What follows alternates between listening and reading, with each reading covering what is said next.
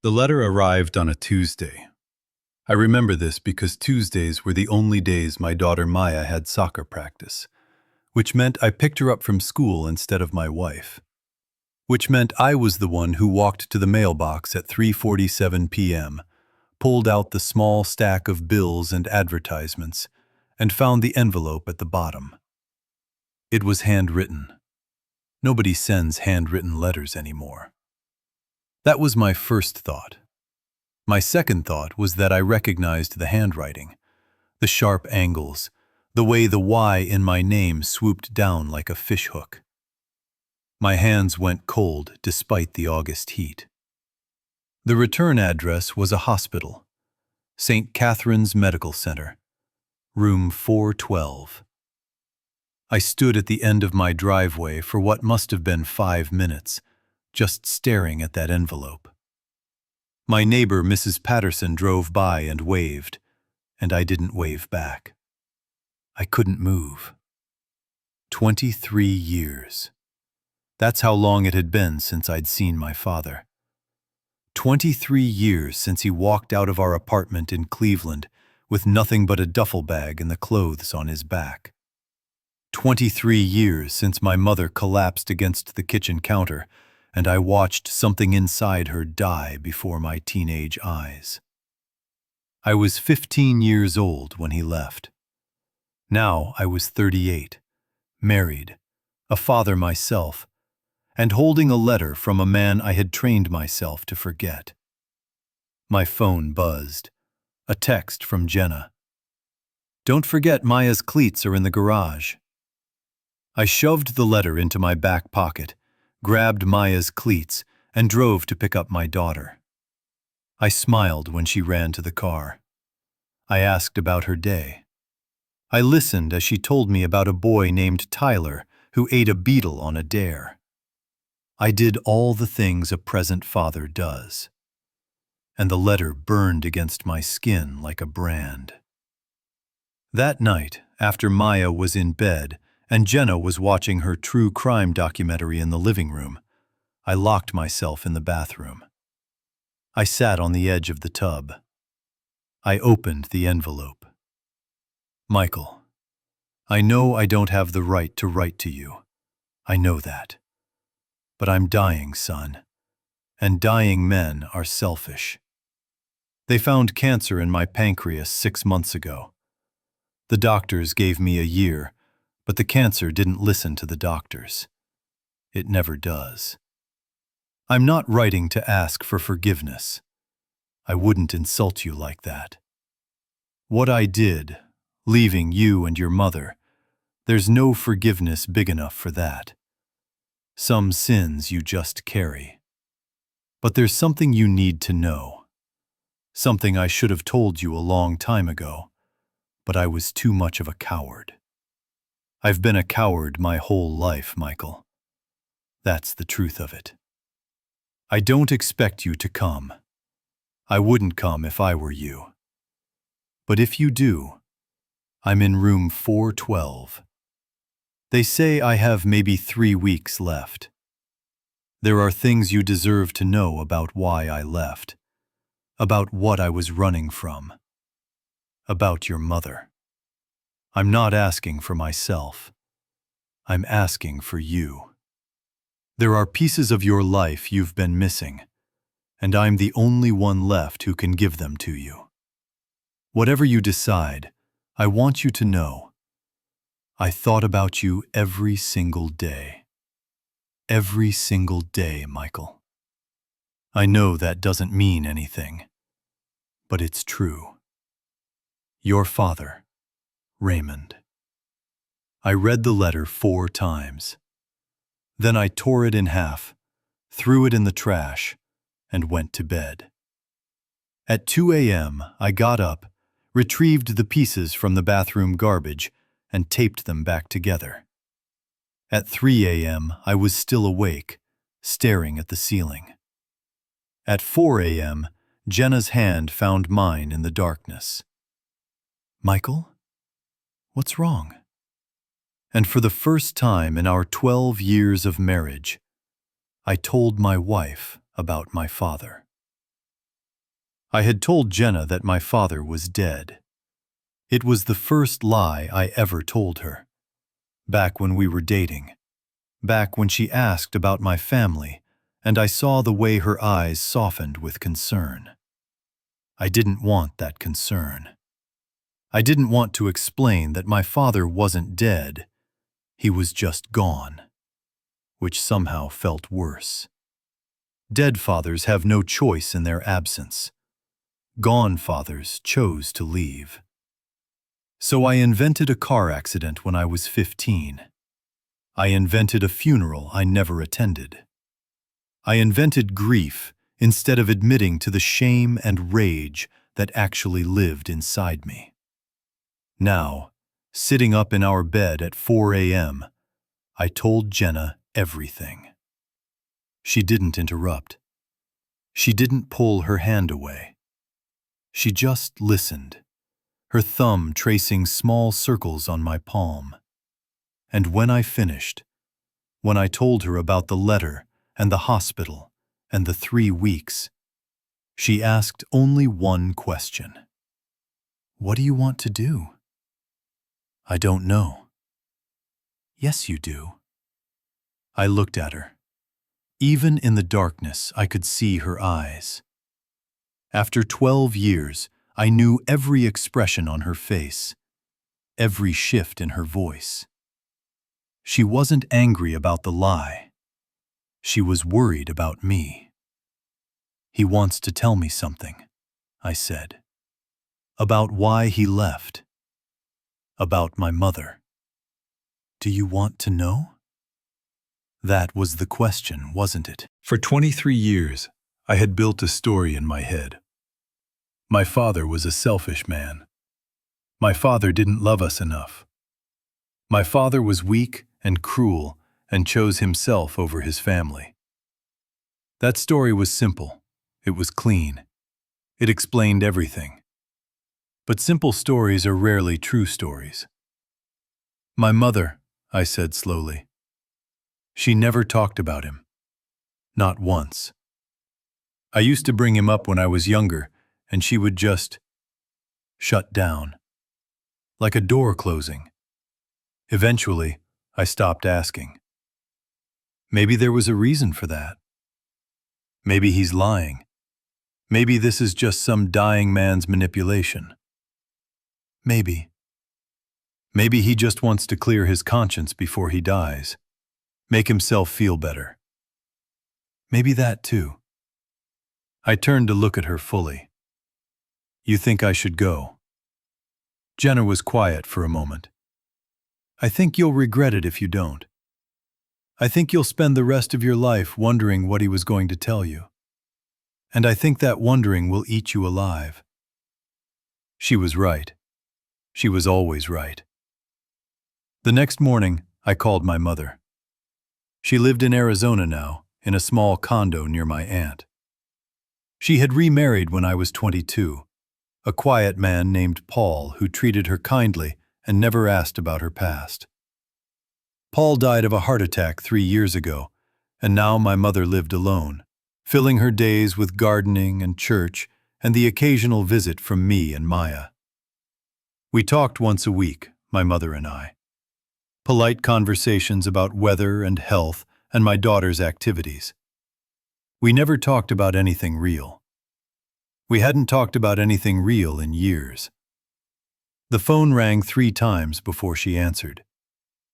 "Michael? Is everything okay? You never call on Wednesdays." "Everything's fine, Mom." I hesitated. "I need to ask you something." "Of course." "It's about Dad." Silence. The kind of silence that has weight. "Michael." "I got a letter from him. He's dying. He's in a hospital in St. Catharines. He wants to see me." More silence.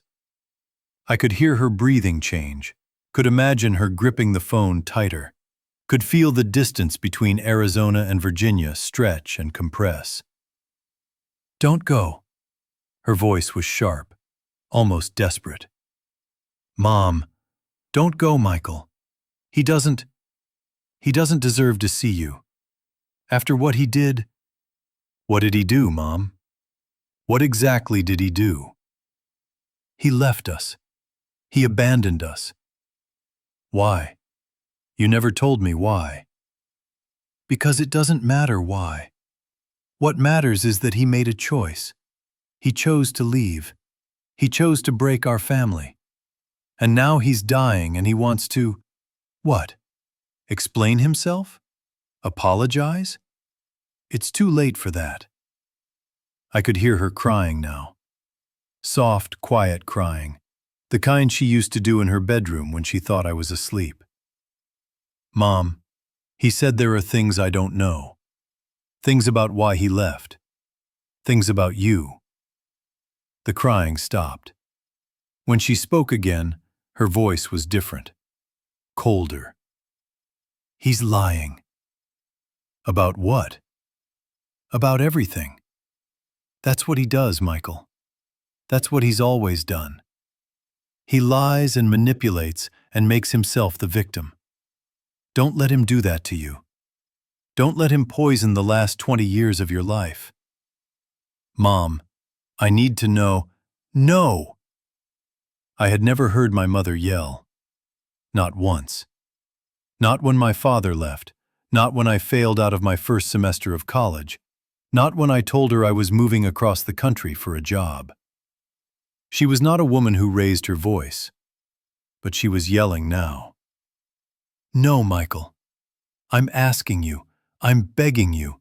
Don't go. Don't see him. Let him die with his secrets. Some things are better left buried." "Mom, what are you not telling me?" But the line went dead. She had hung up on me. My mother, who had never raised her voice, who had never hung up a phone in her life, had hung up on me. And in that moment, I knew I had to go. St. Catherine's Medical Center was a 3-hour drive from my house. I left on a Saturday morning, telling Maya I had a work trip. Another lie. They were piling up now, one on top of another, building a tower that would eventually collapse. Jenna knew the truth. She kissed me at the door, held my face in her hands, and said, "Call me if you need me. I can be there in 3 hours." "I know. I mean it, Michael. Whatever happens in that room, whatever he tells you, you're not alone. Remember that." I drove in silence. No music, no podcasts, no phone calls. Just the hum of the highway and the thoughts spinning in my head. What could my father possibly tell me that would explain 23 years of absence? What could my mother be so desperate to hide? I had spent my entire adult life believing a simple story. My father was the villain.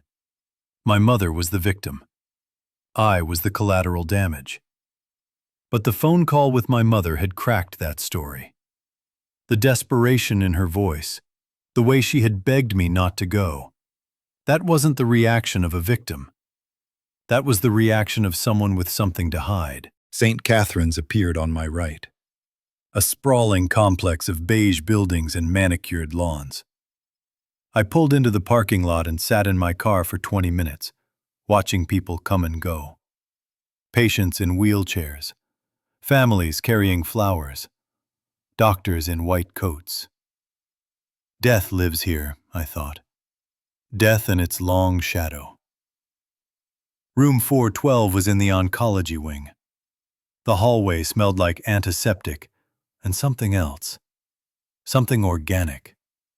I passed rooms with open doors, glimpsed bodies in beds, machines beeping, televisions murmuring. I kept my eyes forward. Room 412 had a closed door. I stood outside for a full minute, my hand raised to knock, my heart pounding so hard I could feel it in my teeth. 23 years. 23 years of silence, and now this. I knocked. "Come in." The voice was weak, raspy, but I recognized it. Somewhere deep in my memory, in the part of my brain that stored my childhood, I recognized my father's voice. I opened the door. He was smaller than I remembered. That was my first thought. My father had been a large man when I was 15. Broad shoulders, thick arms, a presence that filled any room he entered. The man in the hospital bed was thin, wasted, diminished. The cancer had eaten him from the inside out. But his eyes were the same. Dark brown, almost black, with heavy lids and deep crow's feet. My eyes. I had always hated that I had his eyes. Michael. He said my name like a prayer, like he couldn't believe I was real. I came, I said. My voice sounded strange, distant. I know. I didn't think you would. I was lying here, watching that door, convinced you wouldn't come. But you did. I didn't move from the doorway. I couldn't. Sit, he said, gesturing weakly to a chair by the bed. Please. I sat. For a long moment, neither of us spoke. We just looked at each other, trying to reconcile memory with reality. The last time I had seen this man, I was a teenager with acne and braces and a breaking heart. Now I was a grown man, a husband, a father, and he was dying. You look like your mother, he finally said. People say I look like you. They're wrong. You have her face, her kindness. I could always see it, even when you were little. You got the best parts of her. I didn't come here to talk about who I look like. He nodded. I know. You came because of the letter, because of what I said about your mother. What do you need to tell me? He closed his eyes, drew in a breath that rattled in his chest. I need to tell you why I left. But for you to understand that, I need to tell you something else first. Something about me. Something I've never told anyone. Then tell me. He opened his eyes. I'm not your biological father, Michael. The words hit me like a physical blow. I sat there, frozen, trying to process what he had just said. The room seemed to tilt, the walls bending inward, the fluorescent lights too bright. What? I'm not your biological father. Your mother was already pregnant when I met her. She was 19 years old, scared, alone. The man who got her pregnant, your real father, he was not a good man. He was dangerous, violent. When your mother told him about the pregnancy, he beat her so badly she ended up in the hospital. I couldn't speak. I couldn't breathe. I was working as an orderly at that hospital. I saw her in the emergency room, all alone. Nobody to call, nobody to go. I was 22 years old, and I had never seen anyone look so completely lost. He paused, coughing. A wet, rattling cough that shook his whole body. I stayed with her. I don't know why. Something about her just pulled at me. I stayed through her discharge, helped her find a shelter, and then I just kept coming back, kept checking on her.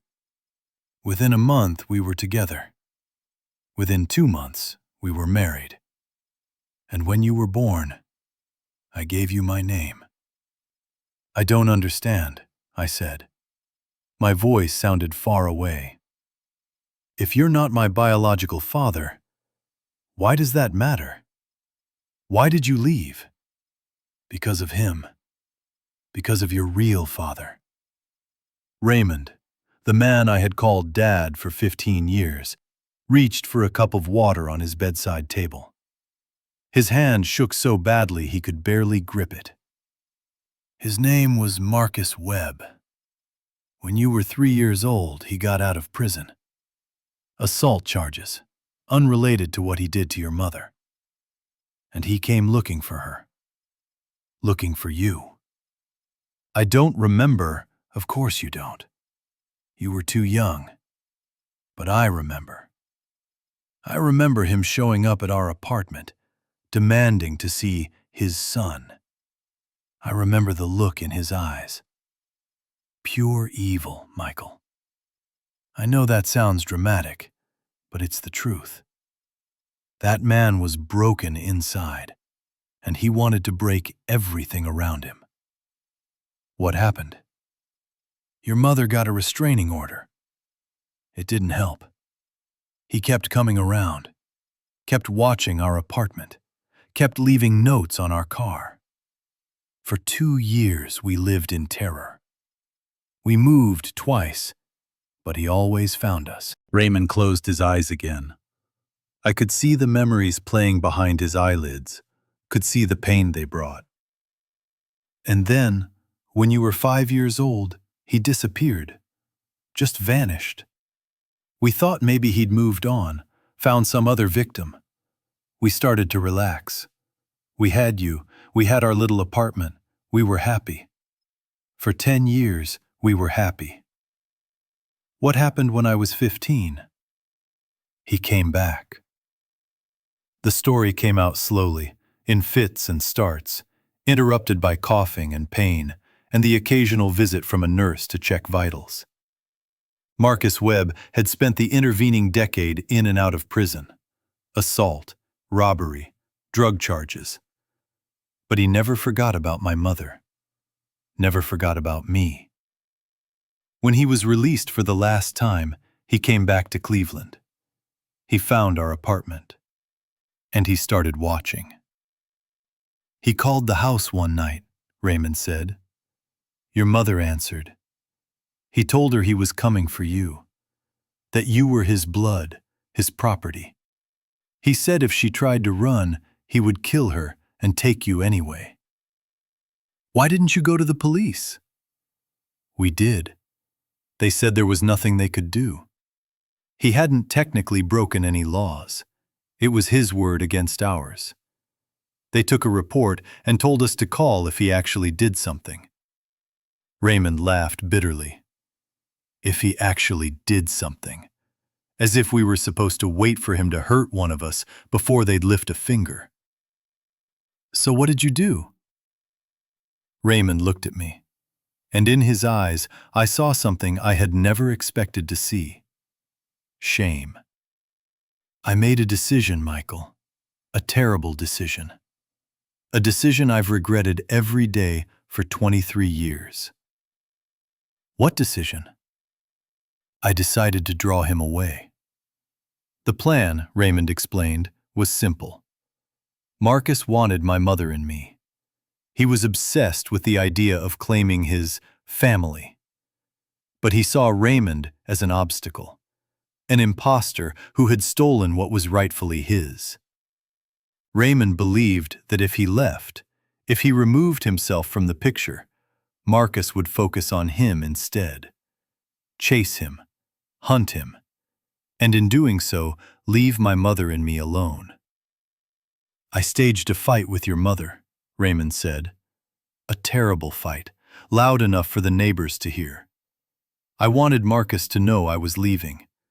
I wanted him to think the marriage was falling apart.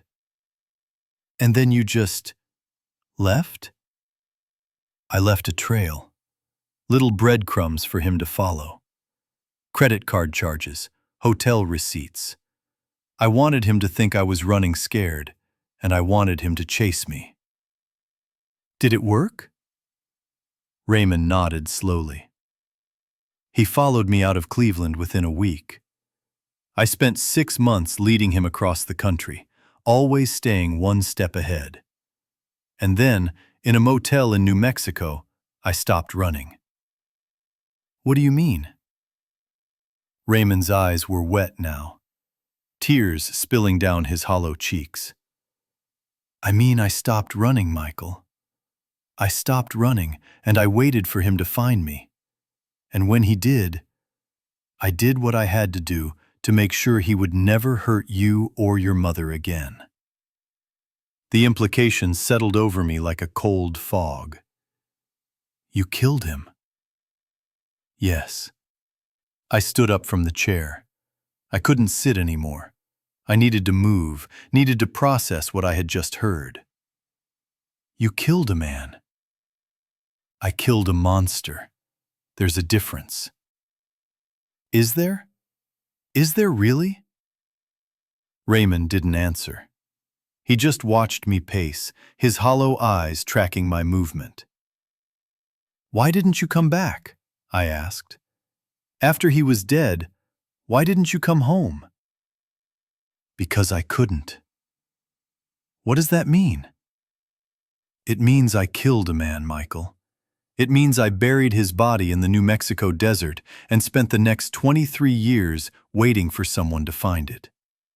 I couldn't come home. I couldn't bring that danger back to you and your mother. Every day I was with you was another day you were at risk. Risk of what? Risk of the truth coming out. Risk of me going to prison. Risk of you being known as the son of a murderer. I stopped pacing, turned to face him. So you just stayed away? For 23 years? You let me think you abandoned us? You let Mom carry that secret alone. Your mother didn't know. What? She didn't know, Michael. I never told her. I left her a note saying I couldn't do it anymore, that I needed to find myself. All those cliched things that men say when they walk out on their families. She thought I abandoned you. She thought I was a coward. Why? Because it was better. Because if she knew the truth, she would have had to carry that burden too. She would have been an accessory after the fact. She would have spent the rest of her life waiting for the police to knock on her door. I couldn't do that to her. So instead, you let her hate you. Yes. You let me hate you. Yes. I sat back down. My legs wouldn't hold me anymore. This is insane. This whole story is insane.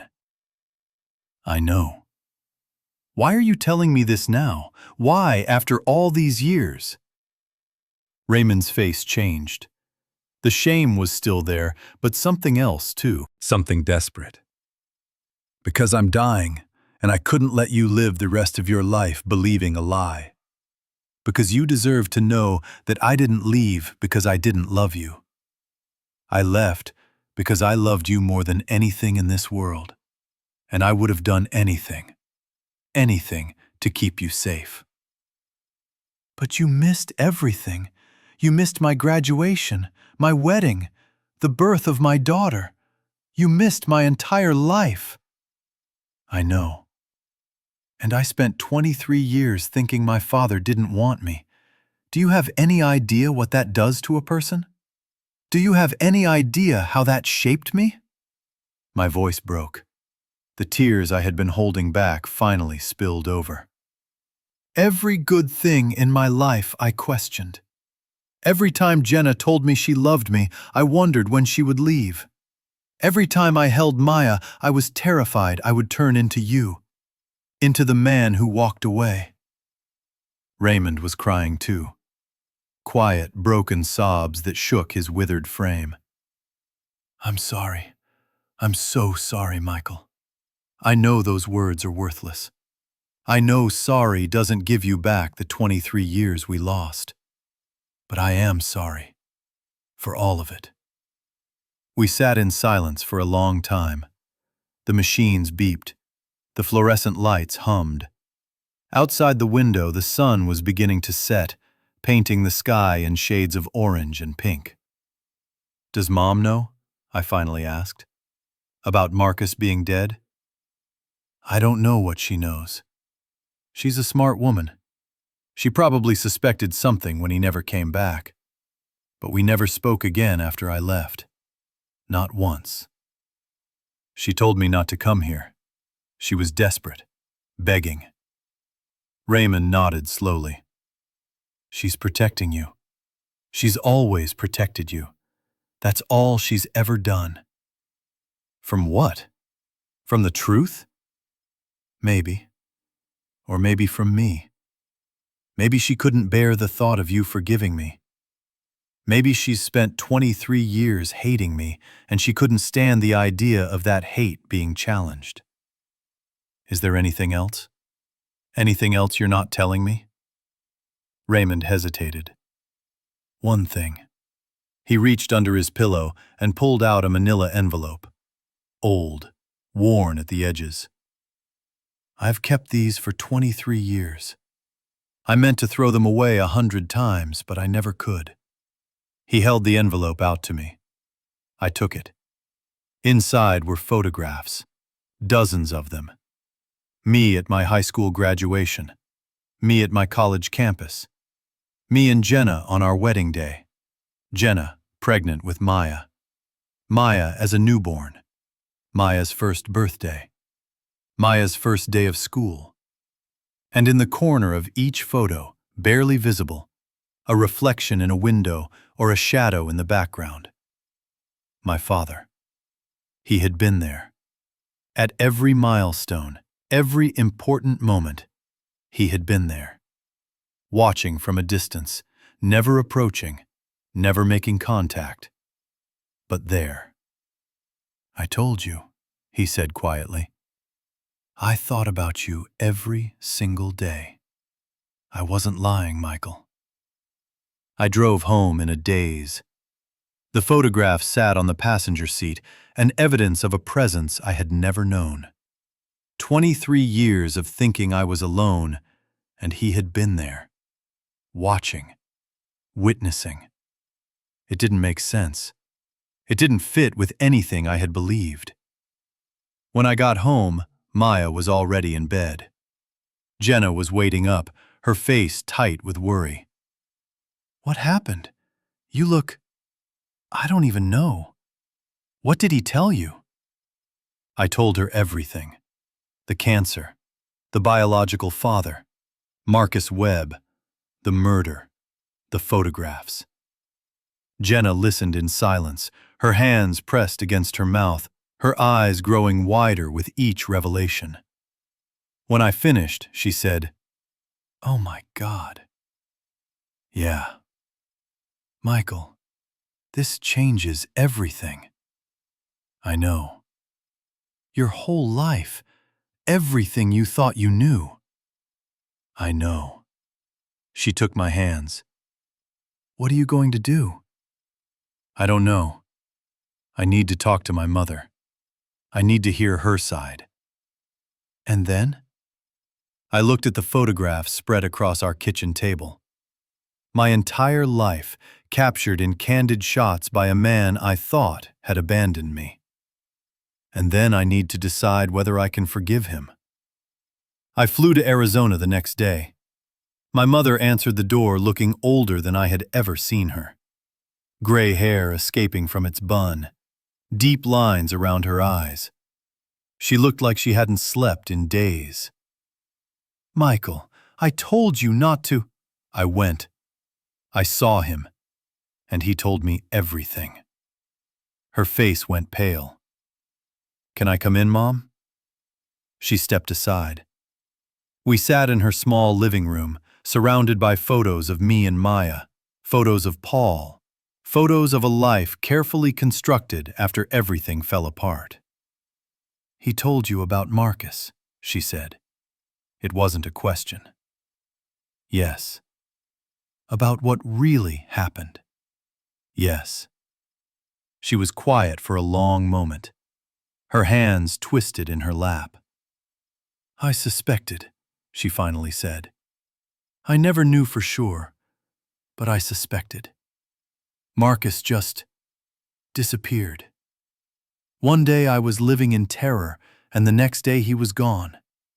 and Raymond was gone too. It didn't take a genius to connect the dots. Why didn't you tell me? Tell you what? That your father, the man you thought was your father, killed a man? That you're the son of a monster who beat me and threatened to kidnap you?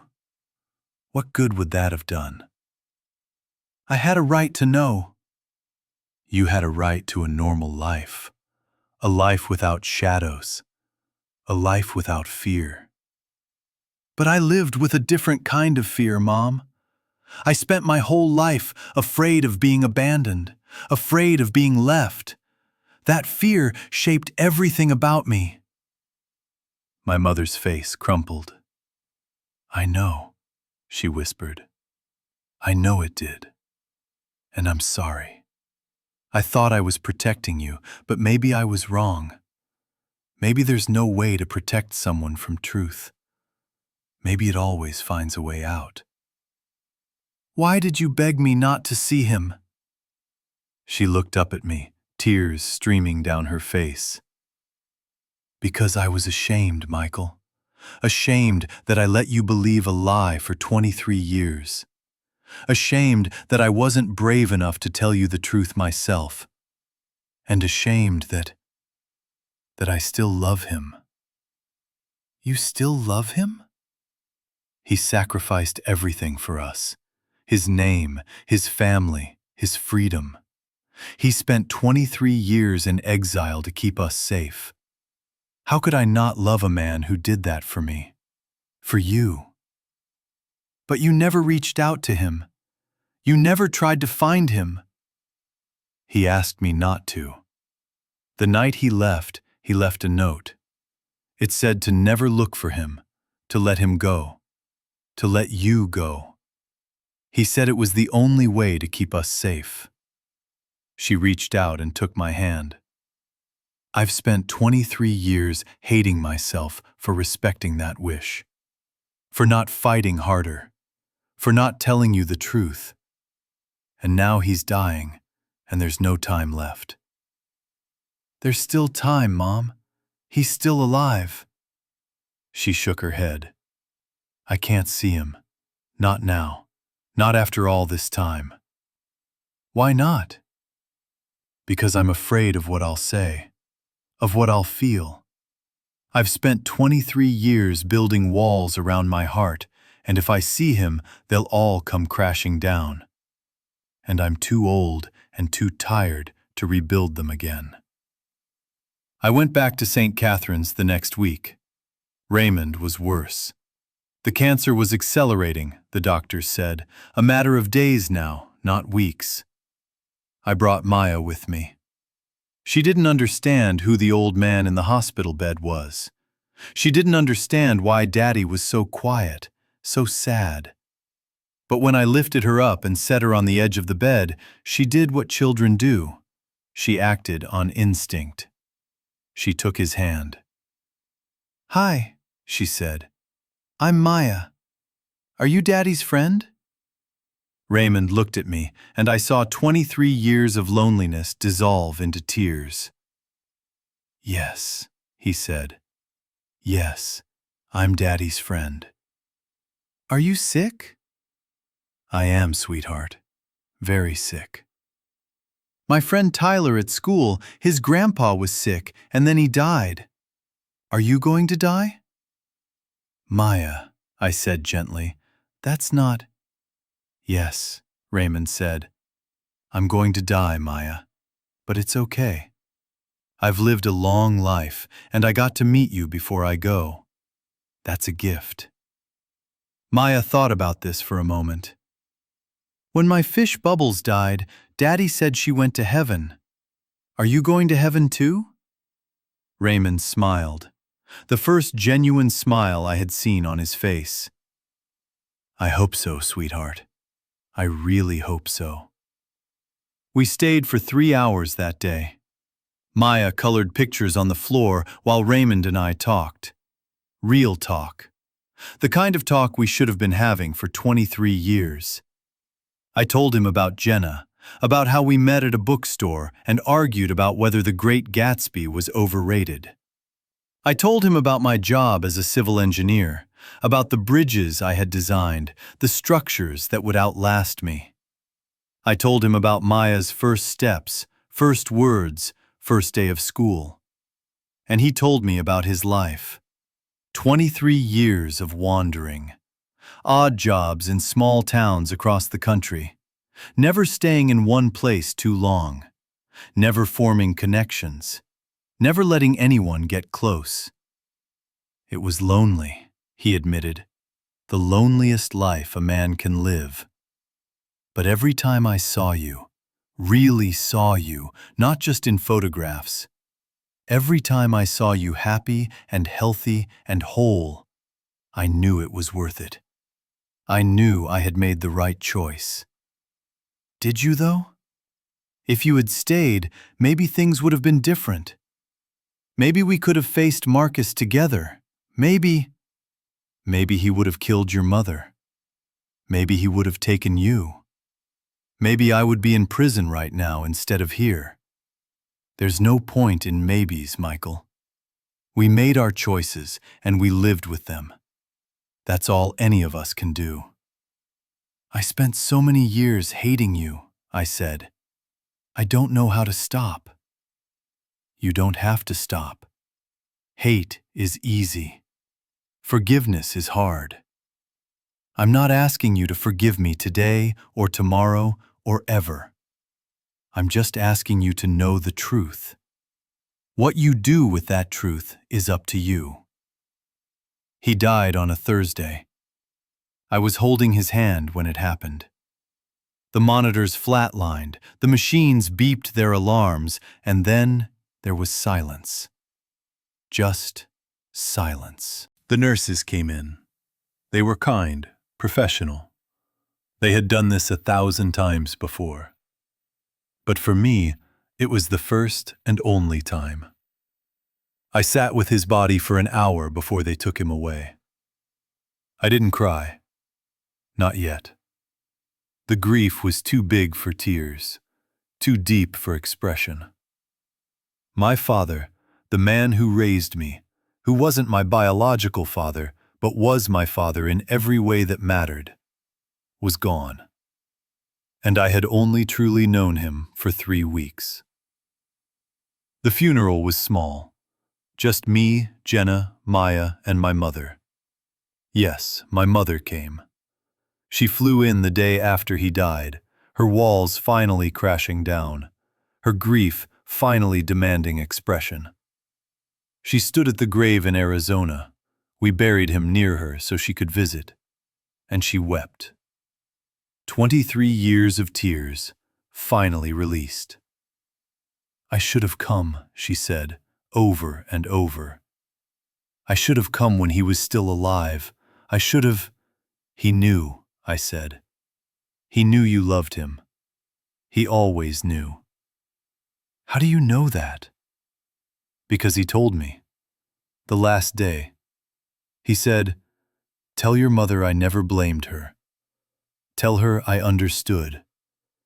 Tell her she did exactly what I asked, and I'm grateful." My mother collapsed against me, sobbing. I wasted so much time. We all wasted so much time. I know, Mom. I know. I'm standing in my backyard, watching Maya play on the swing set. It's spring now. The trees are blooming. Life is returning after the long winter. I've spent the last 6 months trying to make sense of everything that happened. Trying to integrate the truth into the story I thought I knew. It hasn't been easy. Some days, I'm angry at my father for leaving. Other days, I'm grateful he did what he did. Most days, I'm both. Jenna says that's okay. She says grief is complicated, and love is complicated, and forgiveness is the most complicated of all. You don't have to have it all figured out, she tells me. You just have to keep living. So that's what I'm doing. I'm living. I'm being the father I never had. I'm being the father my father couldn't be. Not because he didn't want to, but because circumstances conspired against him. I'm breaking the cycle, not of abandonment, but of secrets, of silence, of walls built around hearts to protect them from pain. Maya looks up from the swing. "Daddy, push me higher!" I walk over. I push her higher. I watch her laugh as she arcs through the air, fearless and free. And I think about my father. Both of them. Raymond, who gave me his name and his love and 23 years of sacrifice. And Marcus, who gave me nothing but DNA and a legacy of violence that ended in a shallow grave in New Mexico. I am the son of two fathers. One who chose to love me, and one who chose to destroy me. I am not defined by either of them. I am defined by the choices I make, by the love I give, by the man I choose to be every single day. "Higher, Daddy! Higher!" I push her higher. There's a letter in my desk drawer. I've read it 100 times since my father died. It was in the manila envelope, underneath all the photographs, dated 2 days before he passed. "Michael, if you're reading this, I'm gone. I hope I got to tell you everything. I hope you understand, even if you can't forgive. I want you to know something. These last 3 weeks, seeing you, meeting Maya, watching you become the man you've become, they were the best 3 weeks of my life. After 23 years in the cold, you gave me warmth. After 23 years of silence, you gave me your voice. I don't deserve that gift, but I'm grateful for it. Be a good father, Michael. Not like me, better than me. Be present. Be there. Don't let anything, not fear, not shame, not circumstance, keep you from the people you love. And forgive your mother. She did what she thought was right. She loved you enough to let you be angry at her, and that's the hardest kind of love there is. I love you, son. I always have. Even when I was far away, even when you thought I was gone, I was loving you with every beat of my heart. That's the one truth that matters. Dad. Maya's laughter floats across the backyard. The sun is setting, painting the sky in shades of orange and pink. And somewhere, I like to think, my father is watching. Not from the shadows this time, from the light. The end. Thank you for listening. If this story moved you, please consider subscribing and sharing with someone who might need to hear it. Sometimes, the greatest gift we can give each other is the truth, no matter how long it takes to tell it.